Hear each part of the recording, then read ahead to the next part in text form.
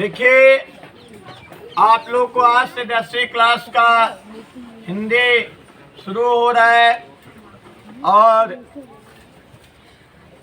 जैसे हिंदी किताब का नाम है गोधुली। तो सबसे पहले जानेंगे कि गोधुली का अर्थ होता क्या है। तो गोधुली का अर्थ होता है संध्या वेला, यानी शाम का समय। और उसी गोधुली से आप लोग का शुरुआत काव्य खंड से की जा रही है। जिस काव्य खंड के पहले पाठ का नाम है राम नाम बिनु बीते एक जन्मा, जिसके कवि हैं गुरु नानक। गुरु नानक जी इस कविता में राम नाम के गुणों का, राम नाम के कीर्तनों का गुणगान किया है कि संसार में राम नाम के कितनी महत्वता है, उस पर इन्होंने अपने विचार को प्रकट किया है। बात अब आता है कि मैं तो आप लोग को अब तो सारांश कहोगे तो सारांश तो कह दूंगा, लेकिन सारांश नहीं। यदि आपकी कविता से कोई दो पंक्तियां, दो पद्यांश यदि आप लोग से कोई पूछ दिया तो दो पद्यांश से कहीं से भी पूछ दिया तो उसको आप नहीं जवाब दे पाओगे, उसका अर्थ नहीं बता पाओगे। तो इसलिए आप लोगों को दो पद्यांश या कहीं से भी कोई पूछ देगा तो आप लोग को समस्या आ सकता है। इसलिए मैं आप लोग को शब्द को तोड़ तोड़ कर आप लोग को बताऊंगा और ध्यान से सुनिएगा। एक एक शब्द को अर्थ आप लोग को बताया जाएगा। अरे आप लोग को पाठ का नाम जाने, राम नाम बिन बेटे ये जन्मा। तो राम का मतलब तो प्रभु का नाम है। नाम मने नाम, बिनु मने के, बिना बेटे मने व्यर्थ, जग मने संसार में, जन्मा मने जन्म लेना। इस संसार में राम नाम के बिना जन्म लेना व्यर्थ है, बेकार है।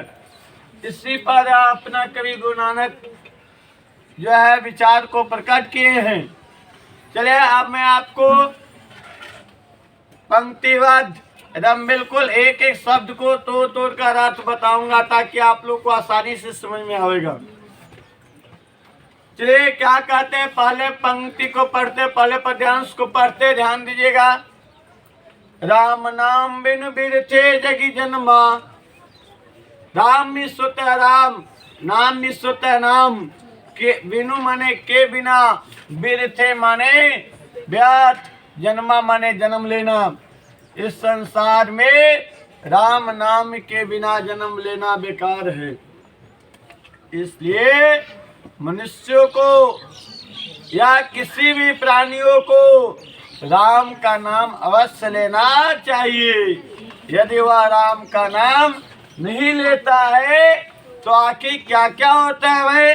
जब मनुष्य राम का नाम नहीं लेगा तो बीखू खावे, वह भोजन भी करता है ना, तो बीखू माने विष के समान, खावे माने खाते हैं, विष के समान खाते हैं। जो मनुष्य राम का नाम लेकर भोजन नहीं करते हैं वह मनुष्य की भोजन जो है वह विष के समान हो जाती है। इसलिए भोजन करने से पहले राम का नाम ले लीजिए।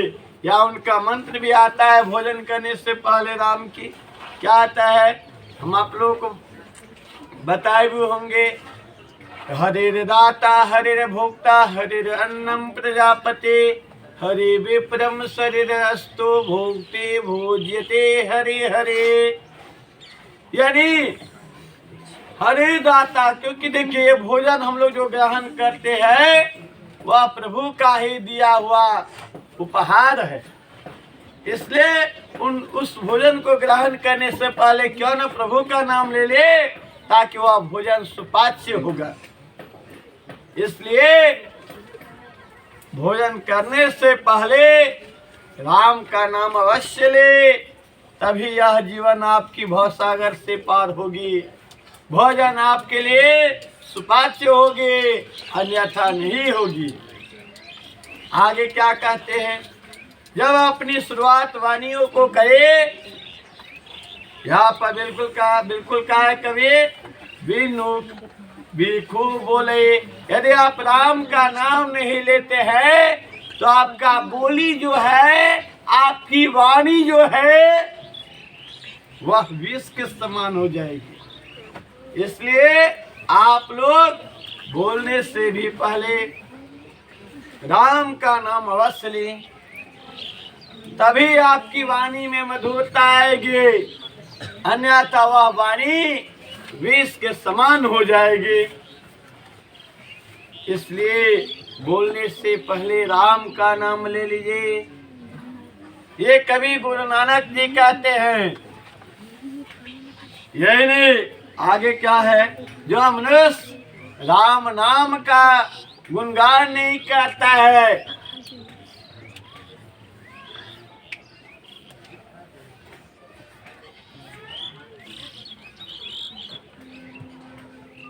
जो मनुष्य राम नाम का गुणगान नहीं करता है, उसका क्या बात है, निफल मति भ्रमना, निफलो निष्फल, निफलो का मन होता है निष्फल, मति मन बुद्धि, मति मन होता है बुद्धि, भ्रमना मन भ्रमण करता है, घूमता है। जब मनुष्य राम का नाम नहीं लेता है तो उसका मति निष्फल हो जाता है। कहता नहीं आपका मति खराब हो गया है। कोई बोलता है, आप लोग गांव में सुने होंगे, घर के आसपास सुने होंगे, फलाना का जो है मति खराब हो गया है। yes. मति का अर्थ होता है बुद्धि। तो आखिर उसकी बुद्धि काहे खराब हुई भाई, तो वह मनुष्य जो है राम का नाम नहीं लेता है। ये कवि गुरु नानक जी का विचार है। कहते हैं कि नहीं, राम के गुणगान करो, गुणगान नहीं करोगे, राम का नाम नहीं लोगे,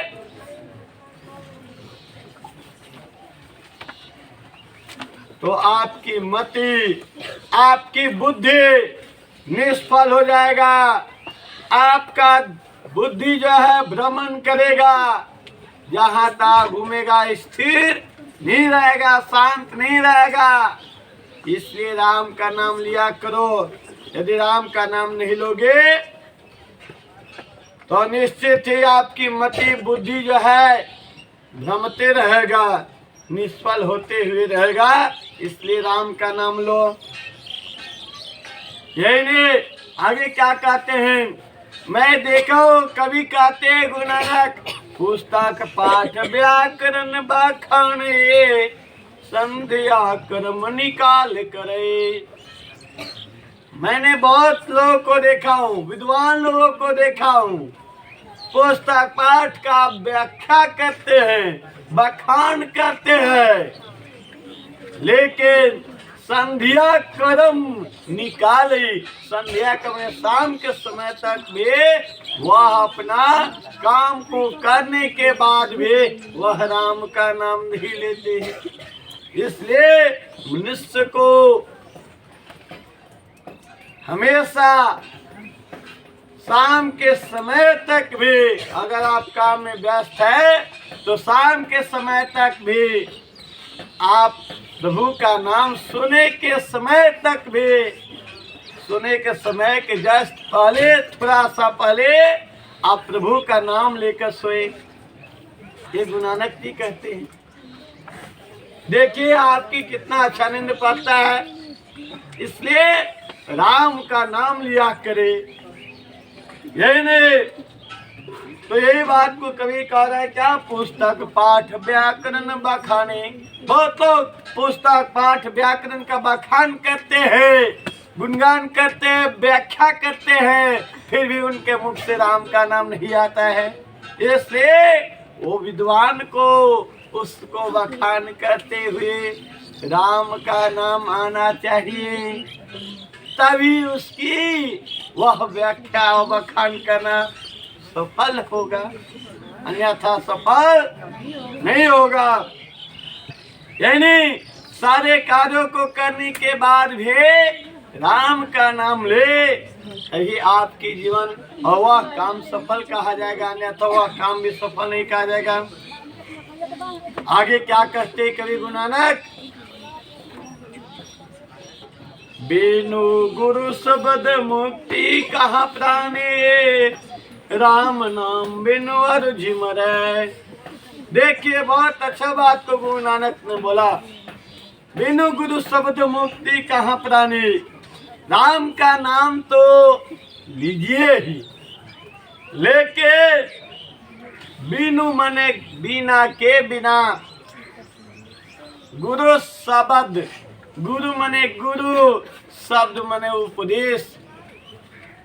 राम का नाम ठीक है, गुणगान करो, लेकिन उससे के साथ साथ, राम के नामों के गुणगान के साथ साथ ये ध्यान दो बातें। क्या ध्यान दे? बिनु मने के बिना, गुरु शब्द, गुरु और शब्द मने उपदेश, गुरु के उपदेश के बिना मुक्ति कहाँ प्राणी, मुक्ति कहाँ प्राणी, कहाँ प्राणियों की मुक्ति मिल सकती है।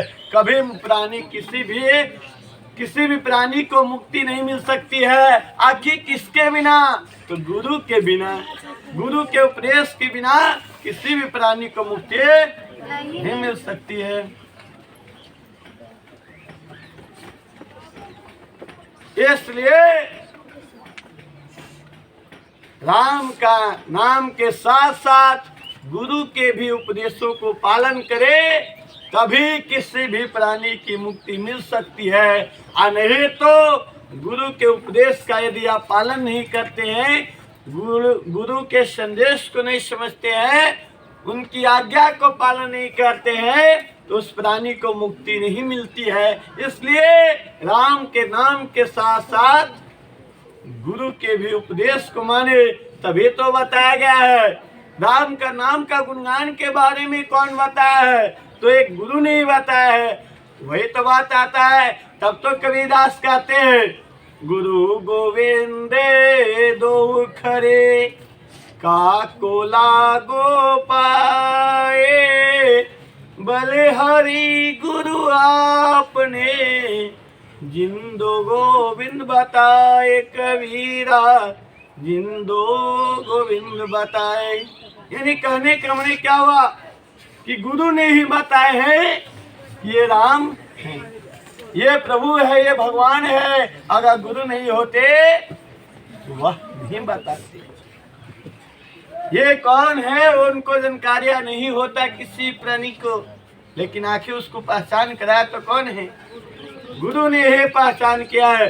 अगर आपके सामने गुरु और भगवान दोनों खड़े हो तो सबसे पहले किनको प्रणाम करेंगे? गुरु को ही प्रणाम करेंगे, क्योंकि गुरु ने ही बताया है कि ये भगवान है, ये भगवान है। वह बताया कौन? गुरु ने ही है। इसलिए यह श्लोक को कबीर जी ने भी बात को कहा है। इसलिए किसी प्राणी को गुरु के उपदेश के बिना किसी प्राणी को मुक्ति नहीं मिलती है। इसलिए राम नाम के साथ साथ गुरु के भी उपदेश को पालन करें। अगर राम का भी नाम नहीं लेते हैं, गुरु का भी उपदेश को नहीं पालन करते हैं, उपदेश को नहीं समझते हैं, तो राम नाम बिनु अरुझि मरै। राम नाम के बिना यह जीवन अरुझि का अर्थ होता है उलझ कर, अरुझि का अर्थ होता है उलझ कर। यह जीवन मृत हो जाता है, मर जाता है इंसान, यानी इस जीवन का अंत हो जाता है। वह आखिर जीवन उलझा तो क्यों उलझा, समस्याओं में फंसा तो क्यों फंसा, क्योंकि हम सभी ने राम का नाम नहीं लिया। इसलिए राम का नाम लिया करो, तभी जो है क्या होगा, यह जीवन सफल होगा, अन्यथा यह जीवन समस्या में उलझ कर समाप्त हो जाएगा। यही नहीं, मैं बहुत सारे कवि गुरु नानक यह कहते हैं कि मैं बहुत सारे लोग कवियों को देखा हूँ, आज मैं बहुत सारे कवियों को देखा हूँ कि वह कहते हैं कि मैं भगवान का सच्चा भक्त हूँ, लेकिन उनके मुख से राम का नाम सच्चे मन से नहीं लेते हैं, हाँ दिखावे के लिए लेते हैं। जय श्री राम, जय जय श्री राम, जय श्री राम, जय जय श्री राम, वह नाम लेते हैं, लेकिन सच्चे मन से वो नाम नहीं लेते हैं। देखिए उसी बात को कवि गुरु नानक जी कहते हैं, ध्यान से सुनिए क्या। आजकल के कवि अपने युग के कवि गुरु नानक अपने युग के साधु संतों पर भी व्याख्या किए हैं जो राम के भक्त थे, राम के सच्चे वो पुजारी थे, लेकिन फिर भी वो लोगों के मुख से सच्चे मन से राम का नाम नहीं आता। क्या क्या वह अपने युग के साधु संतों पर व्याख्या क्या करते हैं, ध्यान दीजिएगा।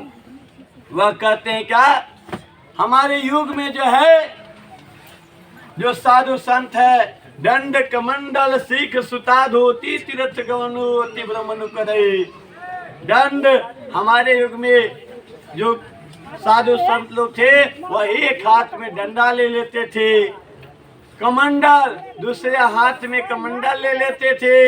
हमारे युग में ये कवि गुरु नानक जी कहते हैं कि हमारे युग में जो है साधु संत लोग एक हाथ में डंडे ले लेते थे, एक हाथ में कमंडल ले लेते थे, यानी का सीखा सोत माने काचे धागे का जनेऊ पहन लेते थे, यानी धोती धारण कर लेते थे और तीर्थ के लिए चल देते थे।